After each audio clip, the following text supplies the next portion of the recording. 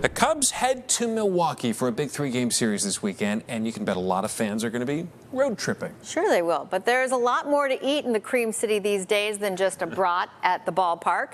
Our food guy says the scene has really exploded to a point where Top Chef is shooting its next season there, believe it or not. Milwaukee. Steve Dolinsky spent a couple of days just eating around town, and he joins us now with what he found. It was a tough assignment, you guys. Yeah. 2 trips, one to check stuff out and then one to go back and shoot the video, but a lot of fun. So Brewers and Cubs, first and second place respectively in their division, so it's a big weekend.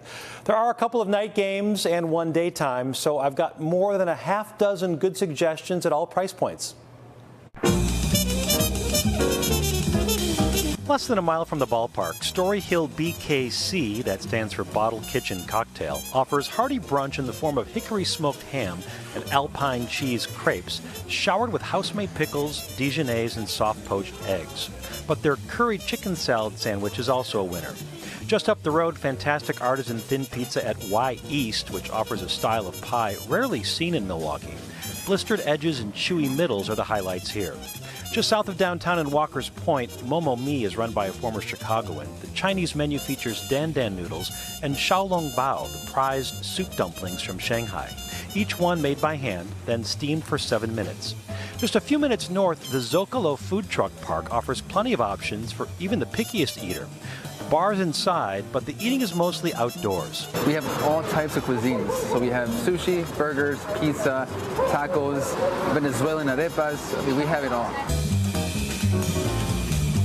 In the historic 3rd Ward, parking is a little more of a challenge, but Bavette Boucherie is worth it, especially if you're a fan of Wisconsin charcuterie and cheese boards, or dynamic sandwiches like a corned beef tongue Reuben or a plump kimchi chicken sausage dressed with poblano cream, cukes, and cashews. Slightly more upscale dining on the Lower East Side at Birch, one of the city's best new American options, where the open flame hearth is the focus of the kitchen, cooking whole trout butterflied with fermented tomato paste and poblano puree, then topped with tomatillo salsa and charred onions.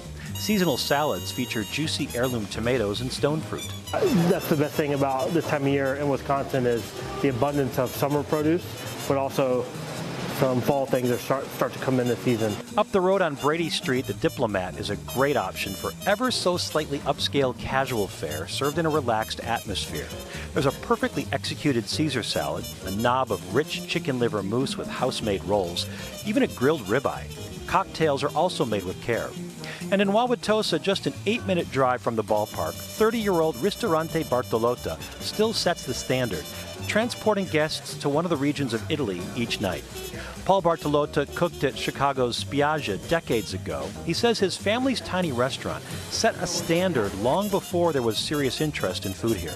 Trucks from Chicago, vendors from Chicago, fish companies, meat companies, bread companies, they were all coming up to Milwaukee. It was a little bit the birth of what Milwaukee's dining scene is today. It was all about this evolution of our cooking and the restaurant that has been incredibly well embraced by the community. Miss him at Spiaggia, by the way. And on the way home, be sure to hit Leon's for some of the best frozen custard on the planet. No joke. More information on all the places I featured, plus a few more bonuses on our website, nbcchicago.com. Just search for The Food Guy. You could eat for days up there. Really nice stuff. Elevated menus there. You usually think of cheese, curds, and brats. Right. This is like a whole new thing. Oh,